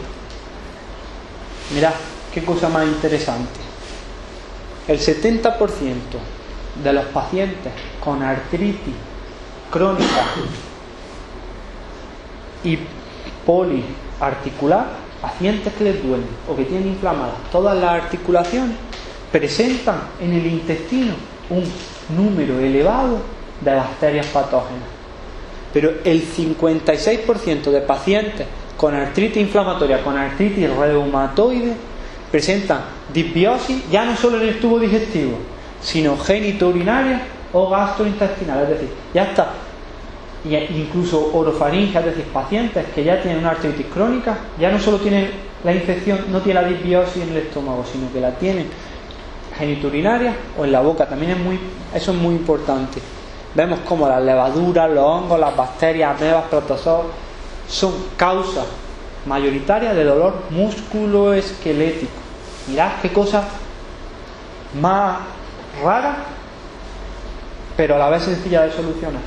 Gran parte del aumento de todos estos problemas viene por eso, por un mal equilibrio entre la flora patógena y la flora probiótica.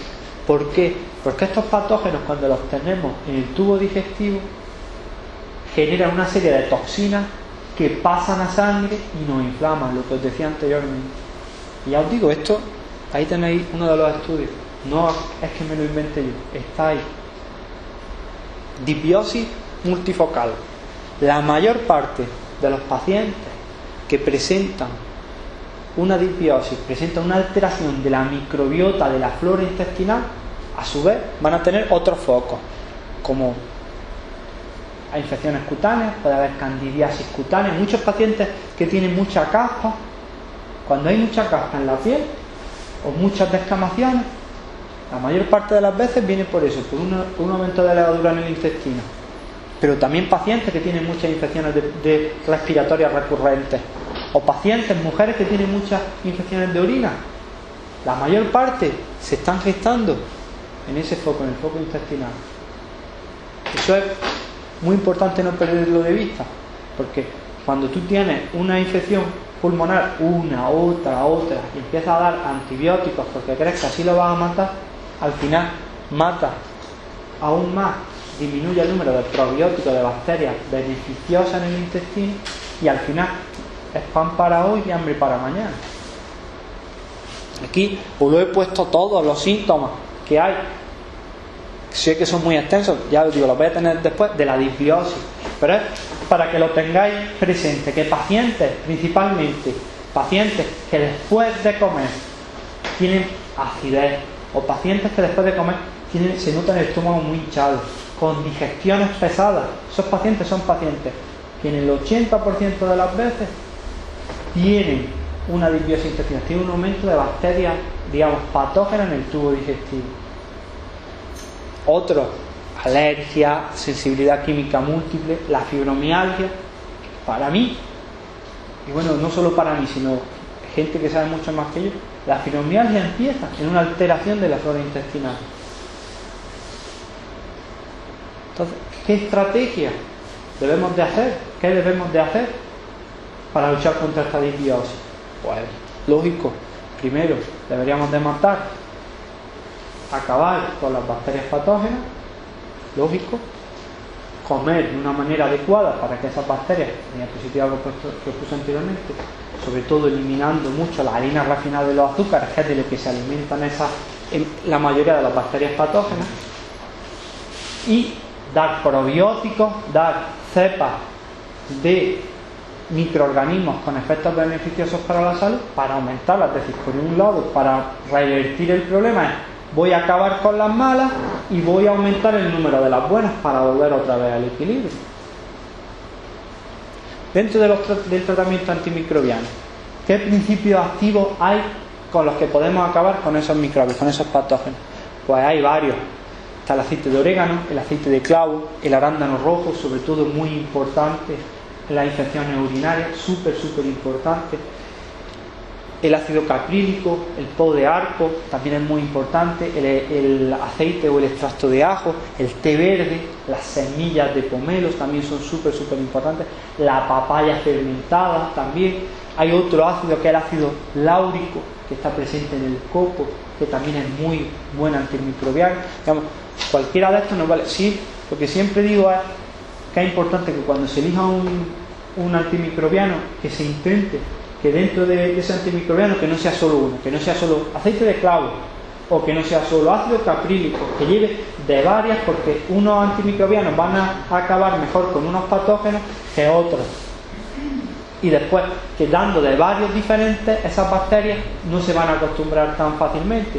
Y siempre intentar, si dais solo por ejemplo de uno, ir cambiando. Pues yo empiezo con el po de arco y después estoy unos días o un mes con el po de arco y me paso al té verde e ir intentando ir cambiando. Eso es súper importante. Ya os he dicho, lo siguiente sería repoblar con probióticos. Ya lo he dicho anteriormente, que son unas bacterias, unos microorganismos que ejercen efectos favorables sobre la salud. Es decir, los probióticos es un tema súper extenso, es un tema que cada día se van descubriendo más cepas de microorganismos, porque a mí me fascina que, para que veáis la complejidad del cuerpo, que eres capaz de coger un WhatsApp y mandar un mensaje aquí que te llegue a China en menos de un segundo y que todavía no sepamos a ciencia cierta la cantidad de bacterias que hay en nuestro tubo digestivo. Pero es que eso, el tubo digestivo es un cosmos, es un universo aparte. Y hay tantas y de tantas maneras que todavía hoy día se van estudiando. Las familias más abundantes que hay son el Lactobacillus, los Lactococcus y las bifidobacterias. Pero claro, lo he dicho, familias, son cepas. Y esas familias tienen nombres y apellidos.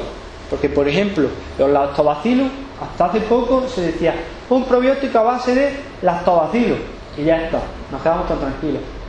Pero es que después ya era Lactobacillus acidophilus, Ella dice, bueno, es el nombre, digamos, genérico, y ahora algo que lo restringe más, digamos que sería un primer apellido. Pero es que después de ese segundo apellido, hoy se está viendo que es que hay un tercer apellido, que puede ser Lactobacillus acidophilus animalis, porque es más presente en los animales, pero es que además puede que tenga otro cuarto apellido, que es Lactis.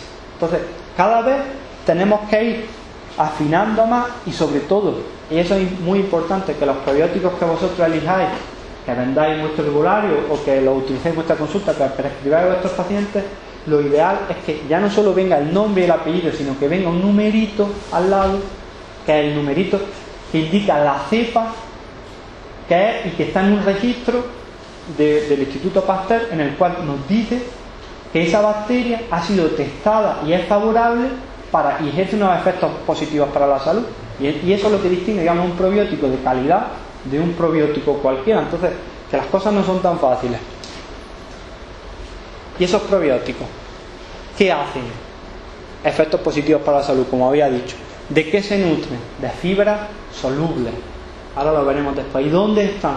Principalmente están, sobre todo, a partir del yeyuno, que es una de las partes del intestino delgado. Es decir, el intestino delgado es duodeno, yeyuno e ileo, pues ya está en la parte media del intestino delgado y sobre todo en el colon. En el colon es donde más, en la parte terminal del intestino, en el intestino grueso, donde más están.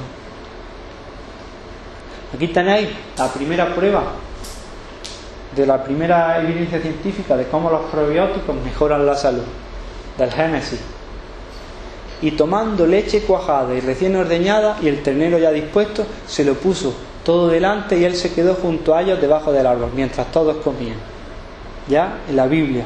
El año 76 a.C., médico famosísimo en la antigüedad, Plinio el Viejo, recomendaba lácteos fermentados como tratamiento de la gastroenteritis. Toma, ahí lo llevas. En el 76 a.C. ya se utilizaban los probióticos.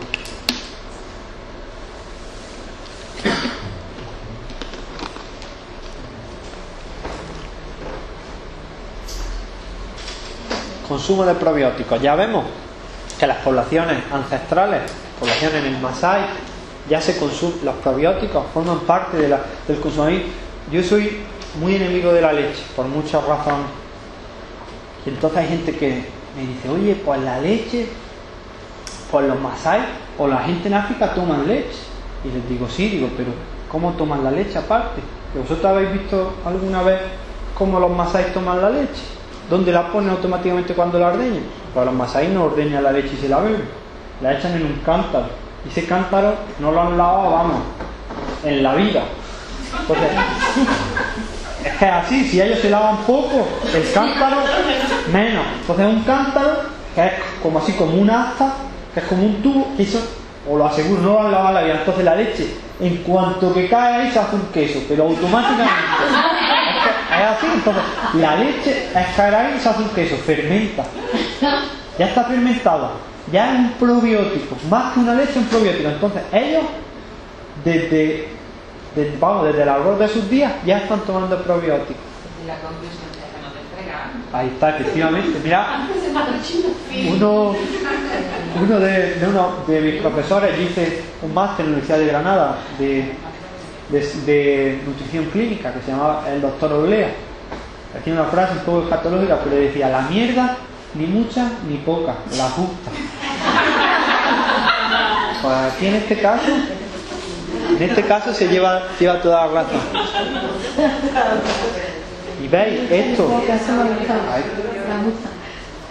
Ahí está. Esa frase la voy a usar. Pues eso lo decía este profesor. Y él decía que era una frase de su abuela, que no es que él la hubiera inventado, que era él alude mucho a la frase de su abuela.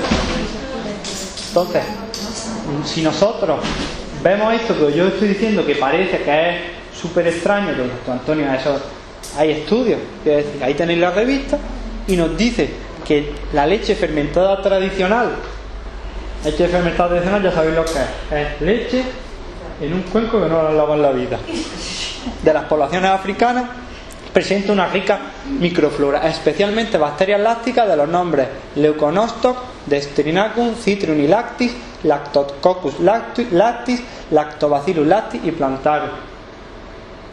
ya estamos viendo cómo la base de su alimentación es leche con probióticos.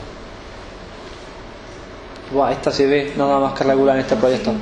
No os preocupéis, yo os la voy, esta la vais a tener también, y esta es bastante importante, pero ahora la vamos a ver con la diapositiva siguiente. Entonces, ¿cuáles son los efectos de estos probióticos en la salud? Porque estos probióticos mejoran la salud desde muchos aspectos diferentes. Entonces, es decir, que no solo un probiótico te va a mejorar como todos nosotros pensamos.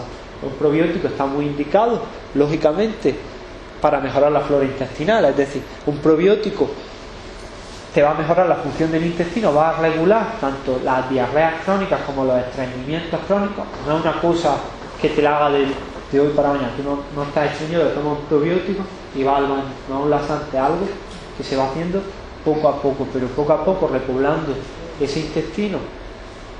Esa función va a mejorarse, pero no solo hacen eso, sino que tienen muchas funciones. Mirad, una de ellas es súper importante. Ya os digo, todo eso lo tenéis aquí en los apuntes. Los probióticos, cuando nosotros ingerimos fibras, las fibras, cuando estoy hablando de fibras, todos pensáis en los gelos, porque todos pensáis en los cereales. Y la fibra, ya lo he dicho, gente que ha hecho cursos míos anteriormente, ya sabéis que los cereales tienen muy poca fibra. La fibra está en la fruta y sobre todo en la verdura, donde hay más cantidad de fibra. La fibra la tiene la espinaca, la cebolla, la acelga, eso sí tiene fibra. Pues esa fibra que nosotros comemos, cuando llega al colon, porque la fibra nosotros no la podemos digerir, cuando llega al colon alimenta a esos probióticos. Y los probióticos, gracias a ese alimento, expulsan, ¿no?, para ellos lo que son desechos, para nosotros son muy saludables. ¿Por qué? Porque expulsan unos ácidos, como el ácido láctico o el ácido oxálico, que matan a bacterias patógenas. Pero es que además expulsan unas sustancias que tienen un nombre, que es ácidos grasos de cadena corta, sobre todo uno de ellos que es el ácido butírico, el butirato, que eso tiene un nombre muy extraño. Pero ¿sabéis para qué es ese ácido butírico? Es el nutriente de los colonocitos.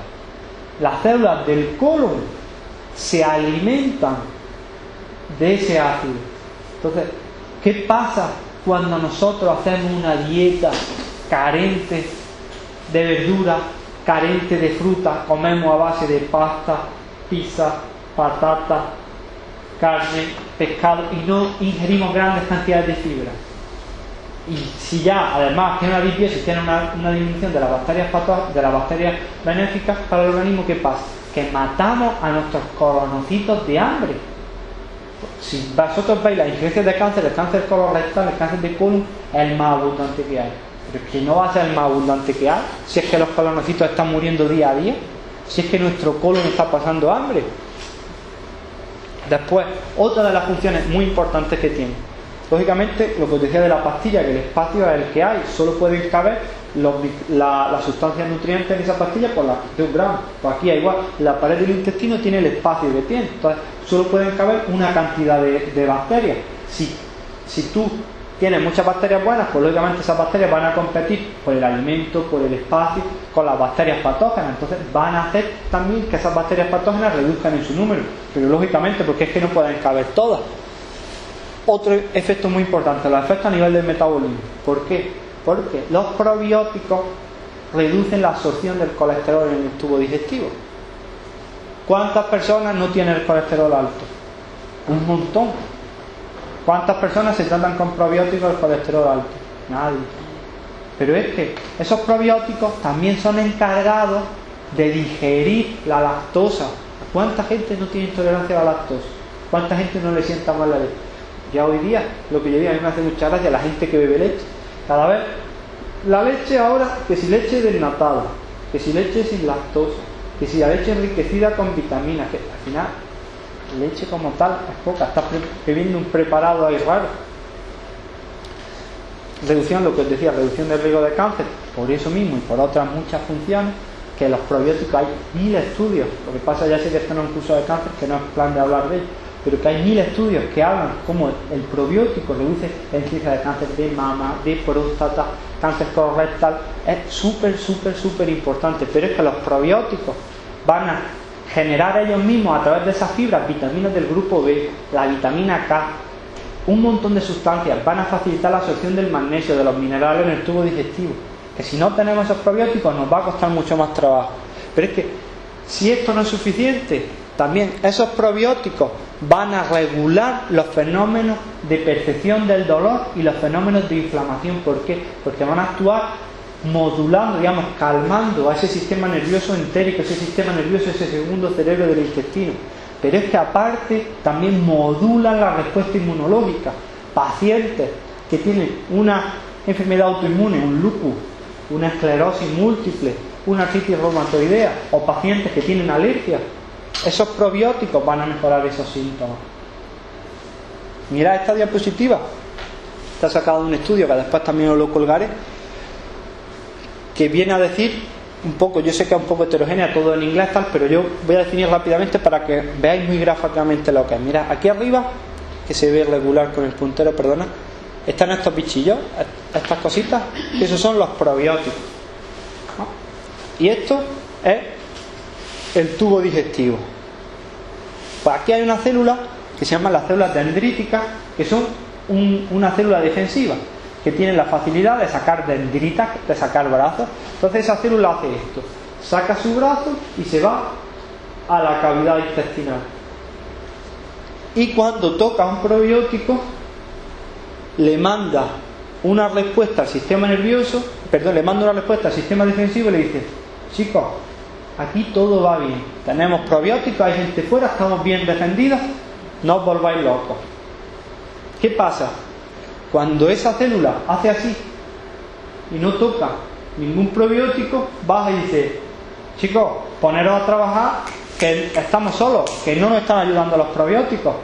Y entonces el sistema nervioso empieza a trabajar muy rápido y se disloca, y empiezan las alergias, empiezan los dolores crónicos, empieza la alteración de las defensas. Pero es que voy más allá. Estos probióticos generan una sustancia que al sistema nervioso entérico lo modulan, hacen que funcione mejor. Entonces mejoran la movilidad de ese intestino y mejoran la percepción, como vimos antes, del dolor, porque además esos probióticos estimulan a las células defensivas a generar sustancias defensivas del organismo, es decir, hacen que esa capa epitelial sea aún más potente. Si después de esto no comes probióticos, eso estaba yo pensando, Antonio. Ahí está. Digo, mira, aquí hay probióticos como la misma. Si vosotros no después de esto no tomáis un probiótico, después de esto, ya vamos. ¿Dónde está ese probiótico? Aquí. Muy importante tomar los probióticos en ayunas y con abundante agua. Eso es bastante importante. ¿Por qué? Os lo voy a explicar muy fácil. Porque si tú tomas unas bacterias positivas por el organismo, pero esas bacterias cuando llegan al intestino, al estómago, esos ácidos intestinales pueden hacer que esa bacteria las mata directamente. Entonces, normalmente por la mañana recién levantado y con un vaso de agua hacemos que la capacidad digestiva del organismo sea menor, y al ser menor podemos asimilar esos probióticos que vayan a hacer su efecto en el sitio donde mejor lo tienen que hacer. Yo a los pacientes, eso no está demostrado científicamente, pero les digo muchas veces que el probiótico lo tomen con un yogur, porque como el yogur es un lácteo y es, digamos, un buen clima para protegerlo, ese probiótico yo creo que llega más fácilmente al intestino, pero vamos, no está demostrado, pero también es muy fácil. Hay una solución, que es utilizar probióticos con cubierta gastroentérica. Después lo veremos. El probiótico que tiene una cubierta, la pastilla lleva una cubierta que evita esa destrucción por los ácidos estomacales. Ya lo veremos después. Aquí os he puesto uno, eso ya lo veremos después. Digamos, este sería el probiótico de batalla, digamos, uno de los probióticos, que es un acidófilo, que como veis tiene 3 familias: el acidófilo, bulgárico y termófilo. Ya después lo veremos después, porque este, digamos, sería el básico, es el caballo de batalla. A mí personalmente hay otros que me gustan más, que lo vamos a ver después. Sí. ¿Los activias tienen algún poder probiótico? estaba esperando que alguien me preguntara esto. Estaba esperando Los yogures bio, eso. que alguien me preguntara esto. Digo, a ver si alguien ya me pregunta por... Digo, a ver si alguien me pregunta por esto. Es cierto que los yogures tibias, que los yogures tal, que los yogures cual, tienen algo, digamos, por decirlo de alguna forma, de probióticos. Pero el problema que tienen es que tienen muy pocos probióticos. Y os voy a poner el ejemplo, ahí está. Os voy a poner el ejemplo. Vosotros cogéis un Actimel, que yo lo he hecho, o un Activia, y dejarlo fuera del frigorífico. Y dejarlo un mes caducarlo, que se caduque un mes. Que ya en un mes ya es tiempo suficiente para que haya fermentado. Tú abres el Actimel y bébetelo. Sabe exactamente igual. Si sabe exactamente igual, si los probióticos, digamos, lo que hacen es cortar, es fermentar la leche, ¿cuántos probióticos llevan? Después, esos Activia, esos tal, primero llevan un montón de azúcar. Y si no llevan azúcar, llevan edulcorantes. Que los edulcorantes, la sacarina, que toda la vida que se utiliza tal, yo no tomo azúcar, tomo sacarina. La sacarina reduce, mata las bacterias beneficiosas, mata los probióticos de una manera brutal. Y por el otro aspecto, aumenta la clostridia, uno de los que te decía que era patógeno, que era súper perjudicial, pues por ahí va. Entonces, si te tienes que tomar después otra cosa, que los yogures comerciales, como todos pensamos, Danone, tal cual, esos yogures, de yogur tiene muy poco, porque si vosotros habéis comido un yogur, ¿qué es un yogur? Yogur está ácido, no, lo de después. Entonces, eso es un yogur. ¿Vale? Una pregunta, si los probióticos son tan buenos, ¿por qué los médicos no los necesitan?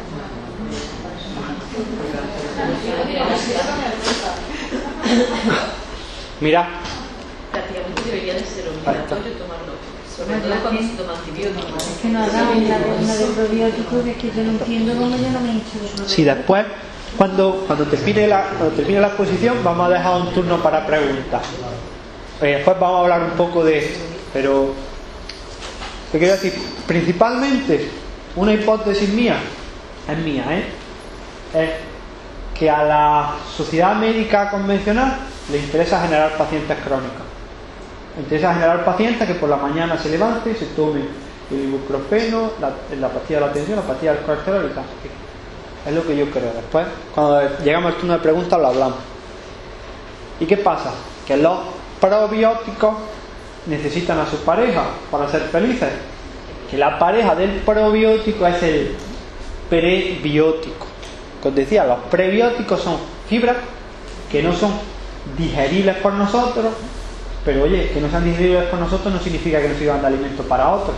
Son el alimento de esos probióticos. Entonces, fibra, está la peptina, está la inulina, están los fructos oligosacáridos, que son fibras que tú te comes, no las puedes asimilar, pero llegan al tubo digestivo y ahí es donde esos probióticos se nutren de ellas. Y gracias al nutrirse de ellas, pues nos dan todas las sustancias que hemos visto anteriormente positivas.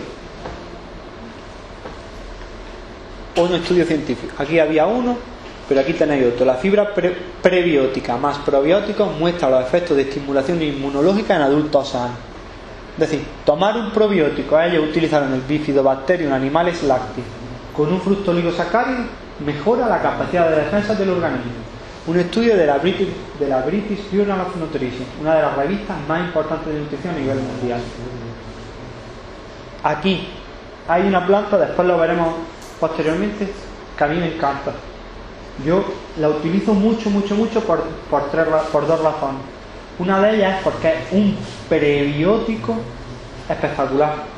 Es una fibra que alimenta que alimenta a la bacteria, al tubo digestivo de una manera espectacular, pero a la vez por sí sola tiene efectos de mejorar la inmunidad, que se llaman los arabinogalactanos del alerce.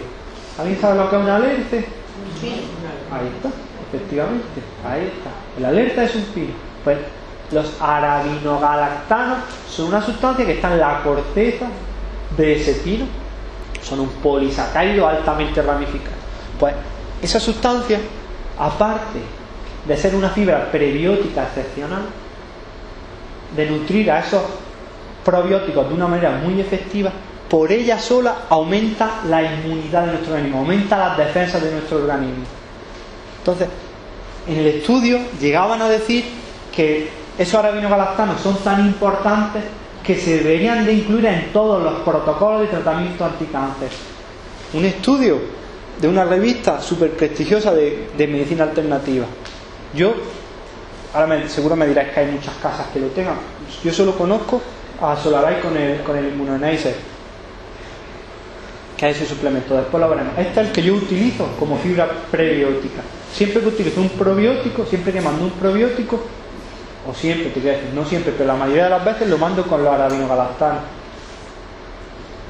Indicaciones. ¿Por qué son los probióticos importantes? ¿Qué están mayormente indicados? El resfriado. Eso es, vamos, lo que todo el mundo piensa del famoso Actimel. Infecciones, tanto urinarias, bucales como intestinales, sobre todo por hongos, en debilidad inmunológica, en hinchazón intestinal y meteorismo, en las diarreas, en el estreñimiento, súper importante en el estreñimiento, súper importante, colesterol alto, en la intolerancia a la lactosa, en la alergia, importantísimo, el dolor crónico, el reumatismo, en cáncer, principalmente en el cáncer de colon, pero es que también en trastornos como el Parkinson, recordad mis pacientes, en trastornos de déficit de atención, y obligatorio tras los antibióticos, porque cuando tú te tomas un antibiótico, que yo no te digo que en un momento determinado no sea necesario, pero un antibiótico arrasa con todo, y eso es un problema. ¿Por qué?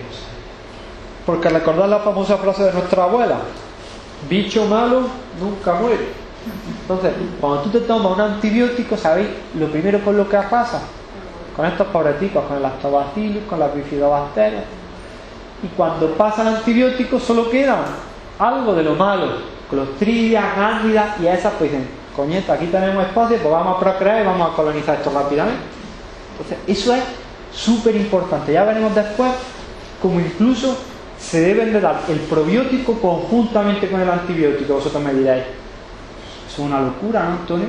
Dar un probiótico junto con un antibiótico, lo que te comes por un lado lo va a matar por otro. Pues no, porque hay un probiótico que resiste al antibiótico, como lo vamos a ver después. Entonces, siempre que un médico te mande un antibiótico, debes de tomar ese probiótico. Si un probiótico, sí, me quedan dos segundillos y pasamos. Vale, perfecto. Entonces, aquí os dejo después para que lo veáis una reseña de estudios bibliográficos de los efectos de los probióticos, cómo los probióticos mejoran las enfermedades respiratorias, gastrointestinales, pero también mejoran la salud física y psicológica del paciente en general, utilizando el Lactobacillus bifidobacterium, la bifidobacteria animales lactis, resfriado común y en infecciones de las vías urinarias. Pero es que también los probióticos bifidobacterium animales lactis muestran un aumento de la función inmunológica en personas mayores. Una persona mayor que ya sabemos que un grupo de riesgo, por ejemplo, para pasar la gripe, pues sería obligatorio que cuidemos a nuestros abuelos, obligatorio. Y una de las maneras más importantes es así, tomando un probiótico. Los probióticos en enfermedades respiratorias altas, probióticos en enfermedades, en los pequeños. Mirad, ¿veis? Uno que como afirma que tanto en niños como en adultos mejora las infecciones respiratorias, reduce el tiempo, reduce la intensidad y la duración de esa enfermedad. Más en infecciones por cándida, en infecciones por clostridias, en infecciones en diarrea, eso es importante, en la diarrea asociada a los antibióticos. Con esto ya, si queréis, podemos terminar. ¿Lo podemos descansar aquí? Sí, aquí sí. Ahora hoy hablamos un minuto del estreñimiento, pero hablo después. Vale. ¿Qué hora es? Las 6 y 10. ¿Qué dejamos? ¿15 minutillos? Sí, yo lo dije 15 minutos. Vale, pues 15 minutillos dejamos. Perdona una cosilla, como ha dicho Pablo antes, a los compañeros se me ha olvidado poner la opción para que tengan cosas. Vamos a pasar Vale. Yo lo sé. Práctico casero. Cuando empecemos. Cuando empecemos, sí. Sí, ahora Si ya no, ahora nos quedamos. sí, ahora ya está lo que está. Ahora también empezamos a hacer eso. Vale.